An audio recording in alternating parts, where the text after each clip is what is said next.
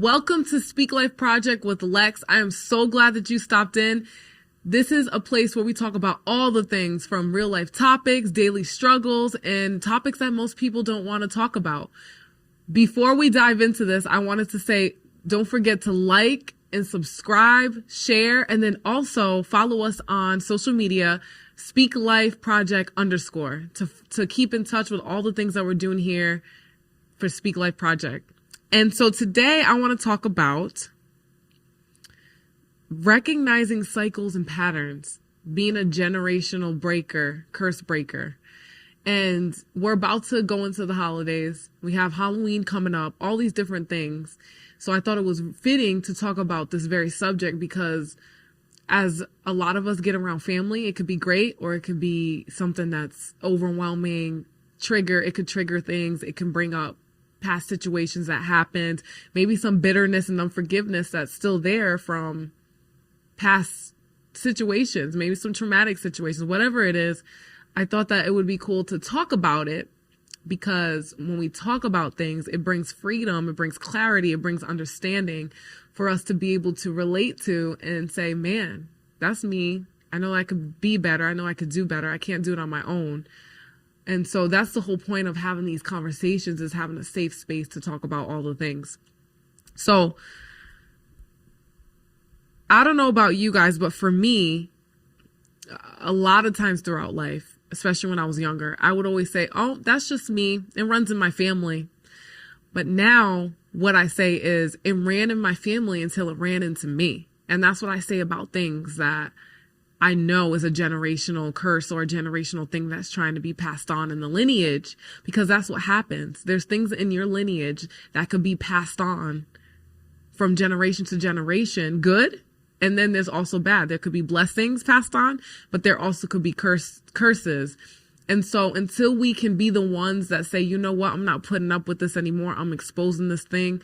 I'm going to let it run into me so that I can deal with it, then that thing will keep continuing on to the children and the children's children. And then that's what the enemy wants with the curses. You know, he wants us to pass it on and let it keep going in the lineage because that's the way he can have a foothold. And so with me personally, there's a lot of things I can sit here and unpack with me that I had to face, or else my kids would have had to face. And it's so freeing to know that when you decide to face that thing head on, no matter how hard it is, how hard it can be, that it breaks, and then you don't have to see your kids deal with the same struggles and things that you had to deal with. And so, for example, in the Word, there's a few examples that I can think of. So I remember with Abraham, when he went to a new city, he lied about Sarah being his wife and said that's his sister. So then Amalek was like, he saw him one day caressing Sarah, and he's like, whoa, I thought that was your sister, because he took her in. And he was like, no, that's not my sister. I just said it was my sister because I didn't know what you were going to do to me. So I had to lie basically about it. And so he was like, oh my goodness, like I could have took her as my wife and then God would have frowned upon me, blah, blah, blah, blah. So that was the first instance. Then the second instance, it happened with his son, Abraham's son, Isaac. He lied about his wife as well in the same type of setting.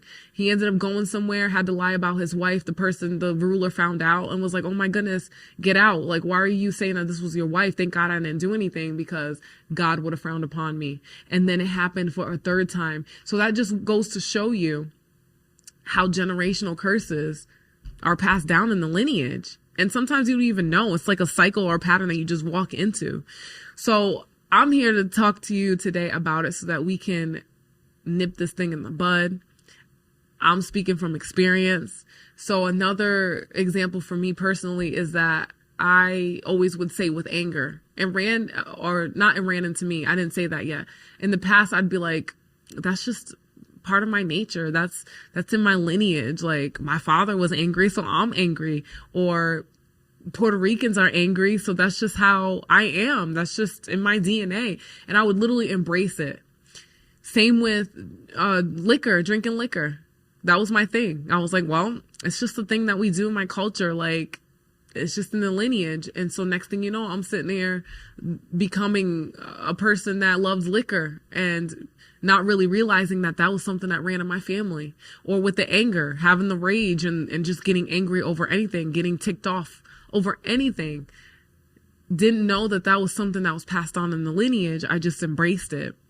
And so when I started to hear different people share their testimonies of how they got set free from all these different things and how they're called to be bloodline breakers, I was like, wow, like that's what I want to be, because I'm tired of seeing things that happen in the family and it being swept under the rug, or in different families, people hiding family secrets and not exposing things because they're afraid of the outcome. That was another thing in my family. There was molestation that was happening in my family. And until I was able to rise up and say, you know what? It happened to me, but I'm not going to let that happen to another family member in the family. That's when that thing stopped. And now it will not happen to my kids. And it's not going to happen to their children's children, because I chose to rise up and say, you know what? I'm facing this thing head on, no matter how hard it is, no matter how crazy it is, no matter if people in the family or the friends or whatever the situation is that you're in with breaking off or facing this certain pattern or cycle or generational curse. I was like, I'm going to do it because I don't want my kids to do this. So a few practical ways to go about this, to be able to look at a pattern or a cycle in your life. First of all, you have to recognize it. You have to look at your life and realize the certain patterns that happen. There's stuff that can happen every year. So for example, my husband and I, every 2 years, we started to realize. We didn't realize it in the beginning, but after like 4 or 5 years of this happening, I'm like, yo, this is a pattern. This needs to be broken. Or even behaviors. Behaviors are certain patterns and stuff that people have that can be broken. And so back to my husband and I. So we noticed every few years around the month of October, there would be some crazy shift in our lives where like people that we thought that were forever would literally betray us. I'm not even kidding. It happened like 3-4 times. And we're like, what is this? And so it hasn't happened for a few years, and now we're on the 3rd year and we're nearing that season. And now that we know and we recognize it, first of all, you could pray. You can even ask the Lord what it is, and then be strategic. When you know that cycle, that certain thing comes around that's trying to like take you out, there's like certain things that can be assigned to certain people in lineages. That's created to take them out. And I'm not trying to scare you. I'm just trying to bring awareness so that the cycle can stop today. And so we started to realize that. So then once we realized it, we're like, no, this is not going to happen again. We are going to take authority over this thing, over this cycle and this pattern. We're going to change it. So around that time that those things would happen, not only with like friends and stuff, but like these weird, crazy things that would try to like crazy warfare, we started to be strategic, and we're like, okay, this specific things happen, so we're going to pray against this. And we know that the enemy tries to attack our calling on our life, so we know to pray this. And we began to be strategic, so much so that, just so you know, prayer is so powerful. Because when you do become strategic and you partner with God to find out what to pray and what to say and what to declare, what God declares and what God says, it is so. It is done. And so if you can like find out what that specific thing is, what that specific pattern is, and you begin to create decrees and write out what the word says about that specific area, and then apply it to your life, and recognize that pattern or cycle, and then begin to speak over that thing, it's going to break. And so that was our thing. And so it's been almost 3 years and we haven't seen that thing occur or happen again. And so we're like, okay. Another example would be, like I was talking about earlier, the anger and the different characteristics that I had that was just, I thought was a part of me. But I started to learn about deliverance and how you could be set free from spiritual things that happen in your life. And how if your family did dabble in witchcraft, if your family did dabble in the occult, if your family dabbled with different secret societies and things like that, that you're able to, you have to look into those things because those things try to follow in the lineage. So with mine specifically on my dad's side, there was a lot of witchcraft that I had no idea about. And so it made sense when I found out. And so I did some digging. I found out there was some witchcraft, and I had to break that off the lineage because I'm like, it's not going to happen to me. And I even see other family members in my family on that side that's not really saved dabbling in that stuff now. And I'm like, oh no, like I got to pray. But anyways, I had to break that off of my own life. And when I went through deliverance, when I started to understand deliverance, because I didn't think that, and I know I'm getting into some controversial topics, but we're going to go there. So as a Christian, I didn't think that you could have demons. So one day, it's not just one day. There was probably like a whole month or so, my church started to talk about mass deliverance, how people can get set free, and even Christians can have demons and blah, blah, blah. And I didn't believe it because I was always told that, from like leaders and stuff that you couldn't. So I was like, oh, that's not me. That's for them. That's for people that really had a crazy past, and which I did. I had a lot of trauma, and I didn't know that demons and spiritual things can enter in through like traumatic situations. I just didn't know. So long story short, with me personally, found out about deliverance. I'm like, hey, if I have something there, like, let's knock on some doors and let's find out. So I met up with a leader that I trusted, and a spiritual father of mine. He knocked on some doors, and that sounds crazy. Let me change my verbiage. So he prayed with me, asked me some questions about my family lineage and some things that, my perspective on a father figure, which was kind of jacked up because of my family dynamic. I grew up with my stepfather, not my biological father. And so he started to ask me about that and what my first memory of a father figure, what that was, which it wasn't healthy. My first memory of a man was molestation. So that wasn't the best example. And so we started to like unravel all these different things. And I'm going there because most women, I hear story after story of how they went through the same thing. Like, that whole hashtag Me Too. There was so many people you would have never guessed that went through the same thing, where they were either molested, raped, all these different things. And so I want to go there because there's freedom. There's freedom on the other side. And so my first memory was that I never really said it in that way. So when I brought it up, I started to cry. And then I started to like cry in like an agony cry. Like I was like, whoa, like where did that come from? It was like a deep cry that came from this place of like not really understanding what was going on. And I knew that wasn't me. And so that was something that was there. So it started with that. We ended up talking about some things, and even just us having a conversation about family things that I thought was my fault or that I thought was just part of me. When we had those conversations about those things, about how perfectionism and rejection and abandonment were things that stemmed from my past, I had a good cry from that. I felt so light after that. And I was able to let some things go, some unforgiveness. And when I did that, it actually opened the door for more healing from traumatic situations, more soul healing and different things that I didn't know that I needed. And it was the start of my healing journey. But if I was closed off and I was like, nope, I don't have spirits or nothing like that can happen, then I wouldn't have been here today sharing with you of how I walked through healing and freedom because I allowed the Lord to do open heart surgery on me. And so after that one meeting with my spiritual father and then all that took place, there was another meeting that happened, and he explained it to me like this, that when you go through deliverance, it's like an onion. It doesn't all happen at once, but there's layers to the things. And that's true with me. Like I was 27 at the time, and I had been through all the things by that age. So in some ways my heart was hard.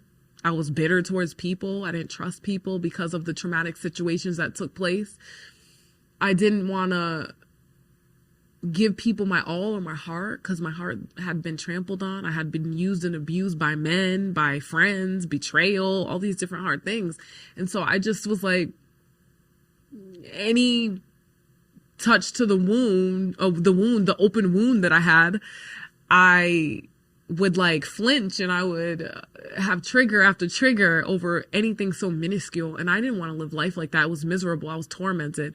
So when I started this healing journey, I couldn't believe that I can actually work towards being a person that wasn't so offended all the time, that wasn't so bitter and moody. I was so moody all the time. I was angry at my husband. He could say 2 words and I would be so like defensive all the time. And there's so many people that's living like that every day with no peace, always drama, always chaos in the family, with your friends, at the workplace. It follows you wherever you go because you're the problem. There's stuff in you that you have to let go. And I'm not trying to be mean or say that you're the problem to put you down, but I'm saying if it's following you wherever you go, it's because there's some things that need to take place for you to get that healing. So realize all those things. The second time, it was like an altar call where my pastor called up all the people that felt like they needed some more deliverance or healing.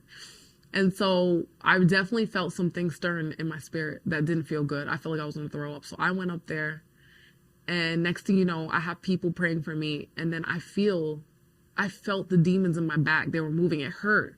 As they were saying, come out.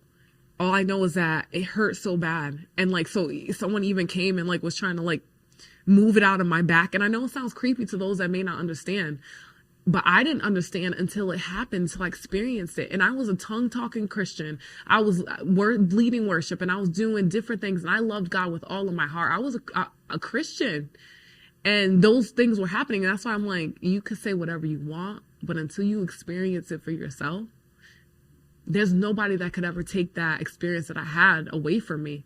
So anyways, felt them in my back. They were moving around. It hurt so bad. I just wanted them to come out. And as they were saying, come out, this like deep scream that was not me. I can't even do that even if I like tried to pretend. This deep scream just came out, like this blood curdling scream, because it was like literally the demons coming out. And I was so ready at that point. So they started to come out, and as they came out, I literally, like, my eyes felt like they were going to come out of my head. Like, it was just a crazy experience. And I'm just sharing it with you because, hey, maybe one day not everyone goes through deliverance in that way. There's different ways. Some people burp, some people fart, some people just laugh, some people scream, some people cry.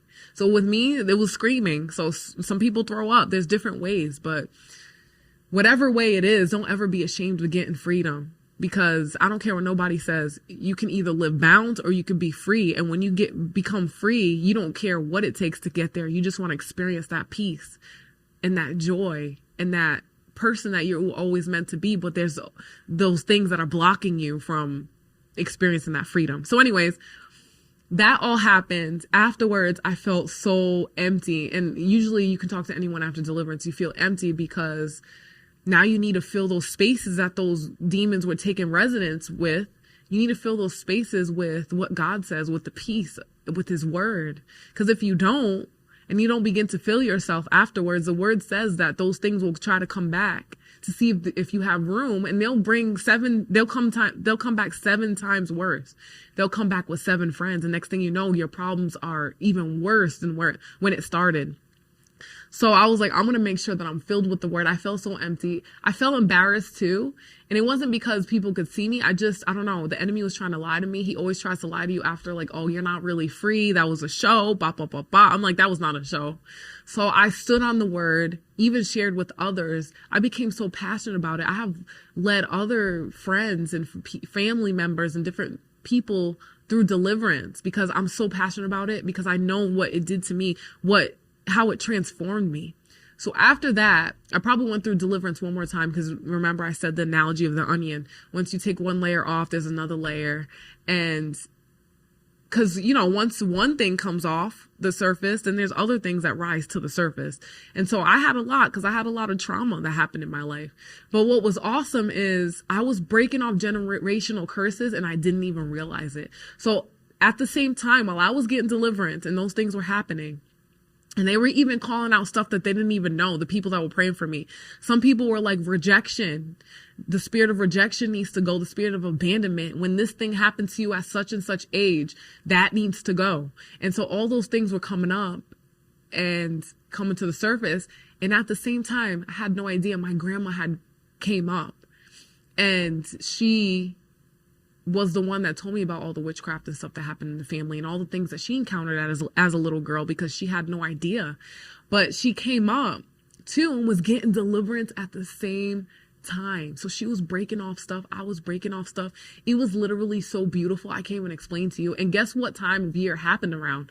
October, around the times that the patterns and the cycles that I recognized would happen around that time. So it happened around that time. I experienced the freedom. And then, like I said, I started to lead others into freedom as well. My family members, friends, strangers. And the transformation that took place in my life after that, I wasn't angry anymore. I'm not even kidding. Even when I tried to get angry, I could not. And I would even laugh because I'm like, what in the world? I thought that me being moody all the time was just me. I thought it was just me. I'm like, I'm not moody. I literally couldn't hold a grudge towards my husband. I had attitude and stuff, but like the stuff that was like amplified was not there anymore.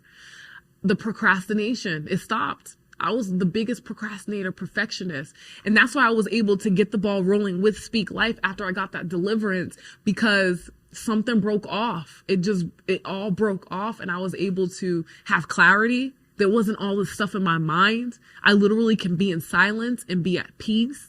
And my marriage got a lot better. I was a lot better towards my kids, not always like stressed and like wanting to yell all the time, and just all these different aspects. So much so that my family started to realize, they're like, what happened to you? You're so different. And I'm like, let me tell you my experience, what happened, what Jesus did to transform me. So I said all that to say is, that's my story. But when it comes to cycles and patterns and things in our lives that we cannot break on our own, maybe you've tried all the things. You've tried inner healing. You've tried doing what you know to do, but you don't know what else to do. I want to encourage you that ask the Lord to show you what to do. For me, he put people in my life that helped me with deliverance. And maybe you need deliverance. And if that's so, if you're a part of a church, ask them what they could do to help you to get free. Or find someone in your life that's trustworthy, that loves the Lord, that's not weird. Because there's some crazies out there that come along with the deliverance ministry. There's some crazies, so stay away from the crazies. But then there's people that really are there to help you to get set free. God will set you free too. I've done self-deliverance on myself because, there's always going to be stuff that tries to attach or stuff that we need to overcome. And so I've done that on my own. I'm like, Lord, I renounce this specific thing. This cannot stay. So I renounce it and I tell it to go. It has to go. It has to come out. And, I'll burp or something and then I'll keep going on with my day. So you can do self-deliverance. But then there's some things in our lives that are blind spots that we don't know that's there. And that's when you have to have somebody else there to help to see those things, So I wasn't really going to share my story in that way, but someone had to hear that. And you're born to be the bloodline breaker. Maybe you're that person in the family that everyone comes to with their problems. You feel like all the weight of the world of the things that's in the family is on the weight of your shoulders. And a lot of times it's because you're supposed to be the bloodline breaker. God knows that you are the one that's going to rise up, face that thing and say, it ran in my family until it ran into me.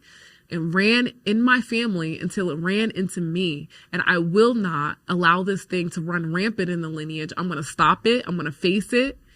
I'm not going to be afraid because I know my authority, and I'm going to be a bloodline breaker. And I literally say that I'm a bloodline breaker. So I worked hard to go through the healing. Part of being a bloodline breaker is facing the things that no one wants to face. No one wants to face things like that. It's hard. Having to face the traumatic situations, having to come to reality that, hey, maybe I didn't have perfect parents, or I didn't have perfect siblings, or I didn't have perfect aunts and uncles, or the things that we stuff down. Ask the Lord to show those things to you. And sometimes you will relive it. A lot of people don't want to visit that trauma because they don't want to revisit or feel the emotions.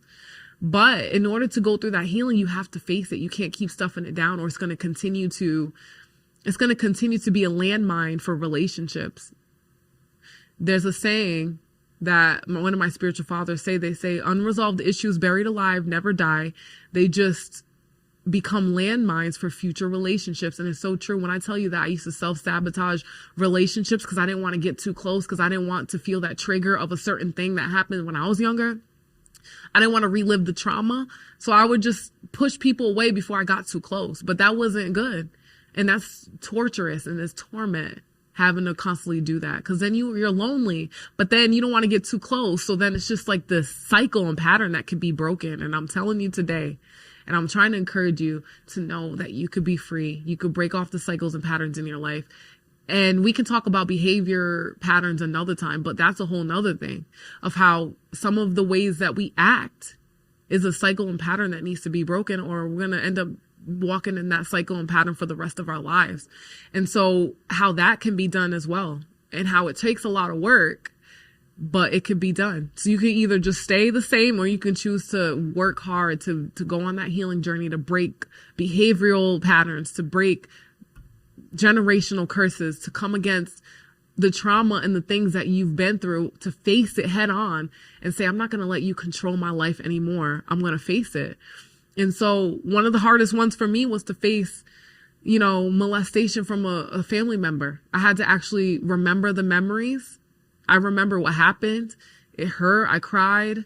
I even talked about it to a family member and told them, and they brought freedom to me because they told me how I reacted when I was a younger girl. Like when it happened, I thought that I didn't speak up, but I spoke up. And so it brought freedom in that, just to know that I actually tried to speak up. And so long story short, you could do the hard things. You can do it. You could break those things off, partner with Holy Spirit. I always say that because you should partner with him in every area of your life, but you could be free today.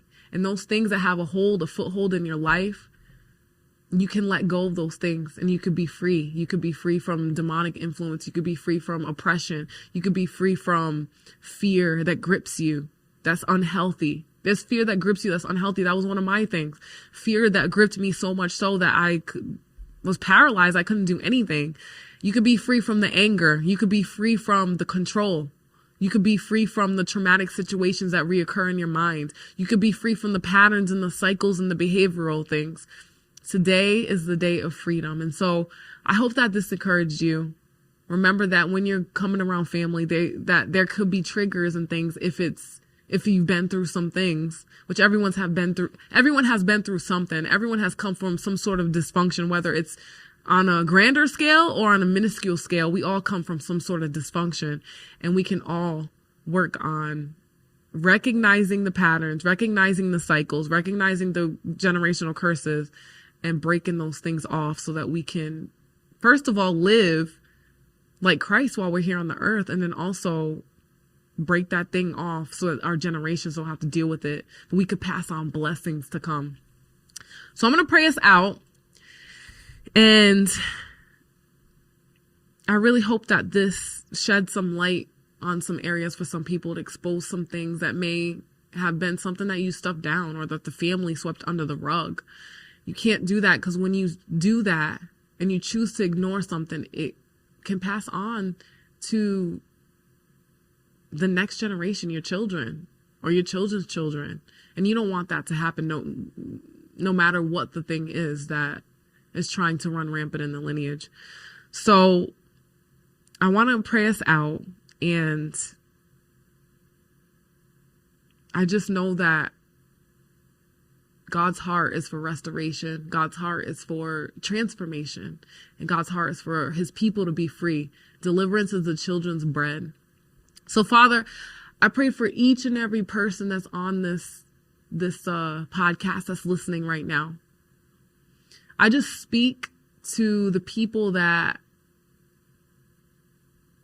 are going through some things right now, some triggers, some past situations, some trauma, maybe that they stuffed down or that's coming to the surface. I know that it comes to the surface at different times, but I pray comfort over you. But I also pray that God would give you the strength to be able to face the things that you may have stuffed down or tried to forget in order to survive. But I just pray that you would have the strength to be able to face the things that are hindering you, that are tormenting you. I pray that you would be able to heal I pray for healing and for the schemes of the enemy to be revealed. And I just pray that we would rise up as bloodline breakers, Father, that we would be able to look at the things in our family lineage, look at the things that the patterns and the cycles that we may be walking in, and to recognize it so that we can change the direction and the trajectory of our family lineage, Father.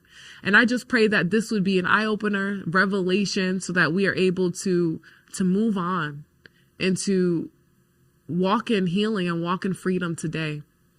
And I just pray that if there's anyone that does need some sort of deliverance, freedom, I just pray that you would begin to show them the people that they need to forgive, the specific roots, the specific things that stem from the root of something. Like if it's shame, if it's rejection, if it's abandonment, I pray that you would begin to show them what those things are so that they can cut it from the root, so that it cannot spread anymore in their lives, Father. And so I even break off fear.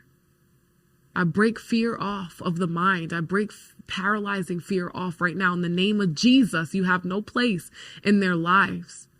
And I just pray that you would continue to work on their hearts, on their souls, and on their minds, Father. Give them the strength to face it, to be able to face it and to move on. And if they need further help, Father, I pray that you would show them the right people to get in contact with, to be able to help them through this time in their lives. And I thank you for all that you're going to do in this season as we surround ourselves with family and friends and people throughout the holidays. And I pray all of this in Jesus' name. Amen. Remember to speak life always. Thank you so much for tuning in. I hope that this encouraged you, and I will catch you next time. Bye.